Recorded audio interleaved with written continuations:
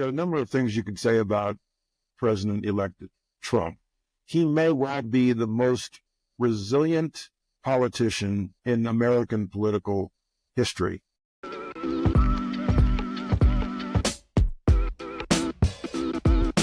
Welcome back to The Unknowns. And to help us sort of think through what has occurred, we have Jeh Johnson, who's the former Secretary of Homeland Security under President Obama from 2013 to 2017. Take me back Tuesday night, an hour before polls closed. How are you feeling at that moment in time for Vice President Harris's chances? What I saw, what I read, what I was told is that voter turnout on her side of the equation would be unprecedented. Here in my hometown of Montclair, New Jersey, we were sending busloads of people to northeastern Pennsylvania to knock on doors. The level of enthusiasm for people willing to get on the bus to go to Pennsylvania I'd never seen anything like it during Obama or any other point. And just the images of long lines of people waiting to vote in Philadelphia and elsewhere, other battleground states, led me to believe at that moment that it would all work to her advantage. And if you had told me then that voter turnout this year would be down compared to 2020, that would have been very hard for me to believe. What were you watching for to give you a sense of this may not be working out for Vice President Harris? I'll tell you exactly what I was watching. Every time I was sitting at 30 Rock because I was being interviewed on NBC off and on during the night, and every time they put the numbers up on the board, the person presenting would compare Harris's vote to Biden's vote in the same state, the same congressional district, the same precinct 4 years before. And she was utterly underperforming compared to Biden. And that led me to believe that this may well be a good night for Donald Trump. And I think a couple of years ago, you had speculated, as many people had done, that President Trump's influence may be waning. Are you surprised by this? There are a number of things you could say about President-elect Trump. He may well be the most resilient politician in American political history. Just one criminal indictment would undo the career of almost any other politician. And he's facing one conviction, and they look like they're going off the rails. He may well beat them all. Now, I don't think even John Gotti had that track record. And so resilience is amazing. His hold on his base is amazing.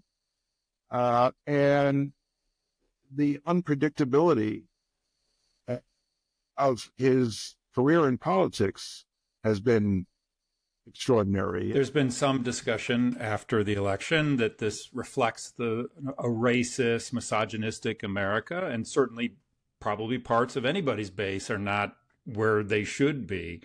But he carried 27% of the Bronx. So give me a sense of what's happening here. This just doesn't seem like white America is rejecting a female vice presidential candidate who happens to be of color. Is there something else going on here? Yes, I believe there is. I believe that the American electorate, at least half, is so fed up with the conventional ways of Washington, with the so-called elites, and I'll count myself among them, so disenchanted, so convinced that this nation is on the wrong track, that they are willing to hire someone to be president who's essentially a wrecking ball, who they don't mind is offensive, says vulgar, bigoted things, because they're just so fed up with Washington, and that promises have been made every 2 to 4 years and almost never kept.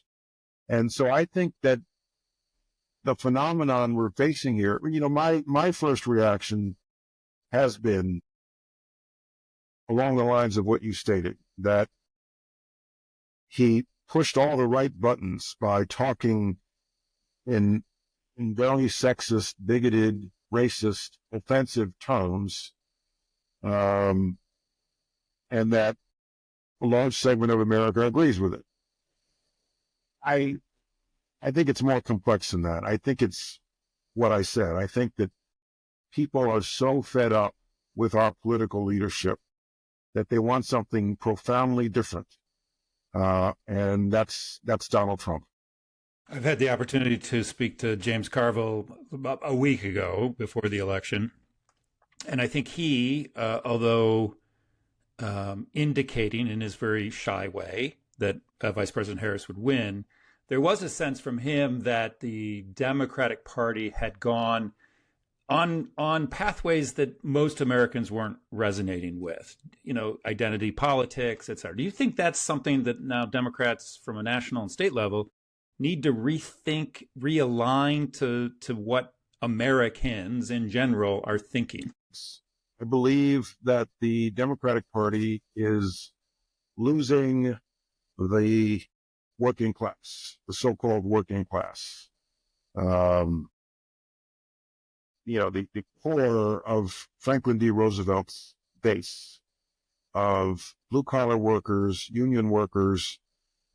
I believe that the Democratic Party is that coalition, white, black, brown, and everything in between, may be slipping away. For a long time, we in politics, including myself in this dynamic, tend to look at voters in terms of blacks, demographics. And I understand why, because the black vote in this country, from Lyndon Johnson to Barack Obama, voted as a black, 90% Democratic. And so we tend to look at people of different demographics as all having the same priorities. So you walk into a room full of Hispanic Americans, Latinos, and you think, all right, if I just touch these three issues that I think they want to hear, I will win their vote. That's wrong. That's turning out to be wrong, because as groups, and I'll refer to groups of color, Hispanics, blacks, come further integrated into our society, they also become further integrated into the issues that affect everyday Americans of all colors. I mean, certainly Vice President Harris had the shortest time to prepare for a presidential election. So we have to understand the context of her performance in that, as well as, do you think her argument that basically came down to, I'm not Donald Trump, was the right lead argument? Or were there other arguments in retrospect that she should and ought to have presented that would have moved more people to vote and or change the minds? That's a good question. I do know that at the presidential level, everything is poll tested. Every theme, every speech, everything is poll tested. And I know that Democrats went into this election believing that the strongest issue we had was abortion. I was impressed that at the beginning of her campaign, Kamala Harris seemed to be making an extra push to talk to the middle class. Affordability of housing, of groceries, things like that, without getting into the more heated social issues. But then she pivoted to, he's a fascist. He's been convicted of 34 felonies, far-right, extremist. She pivoted. And I wonder why. I don't know whether it's because there was a judgment made that we need to turn out our base, or what went on, but there was definitely a pivot in the central appeal of the campaign. And I don't know the reason for that, but that may I'm sure that altered the character of her vote. Well, immigration is obviously something that Donald Trump has plans to implement. You are aptly positioned, based on your prior experience as Secretary of Homeland Security. I'm just curious, like, how is that even, and I know you are not in favor of it, right? But how would that even be implemented, this mass deportation? Well, you're right. I did own this problem for 37 months. And the phrase mass deportation, frankly, is a nice bumper sticker. It's a rallying cry. But inevitably, given the resources that we have devoted to immigration enforcement, you have to make priorities. I would much rather see, whether it's a Trump administration, a Biden administration, or an Obama administration, or a Harris administration, I would much rather see ICE ERO focus on convicted criminals who are undocumented and sending them back to where they came from, versus skipping up the husband and wife who've been in this country for 10 and 15 years, have a small business someplace, never committed a crime, have U.S. born, U.S. citizen children. They're not priorities in my view. I'd rather see us go after the gang members, the convicted criminals, the so-called special interest aliens that we talk about from the other hemisphere who may be dangerous. Inevitably, you have to make those priorities. You have to make those choices. If you try a mass sweep in a particular city, for example, a very targeted mass sweep in some mid-sized city, or, pick Chicago or Philadelphia, the Secretary of Homeland Security would go to the head of ICE and say, all right, let's do a mass deportation in Philadelphia. Let's send a message.